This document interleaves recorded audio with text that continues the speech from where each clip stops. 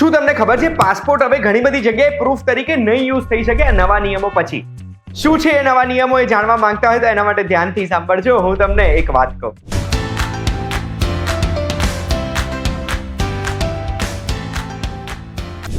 આપનું સ્વાગત છે. મારું નામ છે ગુંજુ ઠક્કર. આજે હું તમને પાસપોર્ટના એવા 5 નિયમો કહેવાનો છું જે બદલાયા છે આપણા દેશમાં, જે દરેક વ્યક્તિને અસર કરી શકે છે. સૌથી પહેલો નિયમ કયો? તો પાસપોર્ટને આપણે બર્થના પ્રૂફ તરીકે, બર્થના આધાર તરીકે નહીં યુઝ કરી શકીએ. આપણે ડેટ ઓફ બર્થ માટે કોઈ બી ડોક્યુમેન્ટ સબમિટ કરવાનું હોય તો અત્યાર સુધી આપણે પાસપોર્ટ સબમિટ કરતા હતા, પણ એવા વ્યક્તિઓ જે વ્યક્તિઓ 1 ઓક્ટોબર 2023 પછી જન્મ થયો છે એ લોકો બર્થ સર્ટિફિકેટ તરીકે ફક્ત મ્યુનિસિપાલિટી કે બીજી કોઈ ઓથોરિટી પાસેથી જે બર્થ સર્ટિફિકેટ મળ્યું છે એને જ યુઝ કરી શકશે બર્થ આઈડી પ્રૂવ કરવા માટે. અને 1 ઓક્ટોબર 2023 પહેલા જો જન્મ થયો છે તો પછી એ લોકો પાસપોર્ટ સિવાયના બીજા જે આપણે પ્રૂફ ડોક્યુમેન્ટ્સ યુઝ કરતા હતા એ યુઝ કરી શકીશું, પણ પાસપોર્ટ હવેથી યુઝ નહીં કરી શકીએ. એના સિવાય નંબર 2 શું છે? પાસપોર્ટના છેલ્લા પાને આપણું એડ્રેસ લખાયેલું આવે છે.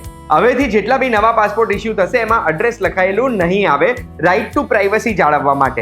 એટલે આપણો પાસપોર્ટ જો ખોવાઈ ગયો તો આપણું સરનામું એમાં ના લખેલું હોય, પણ એની જગ્યાએ એમાં એક કોડ હશે જે કોડને સ્કેન કરીને ઓથોરિટીઝ આપણી ડિટેલ્સ કાઢી શકશે. હવે આ નિયમથી મને તો બીજી એક વસ્તુ દેખાઈ રહી છે.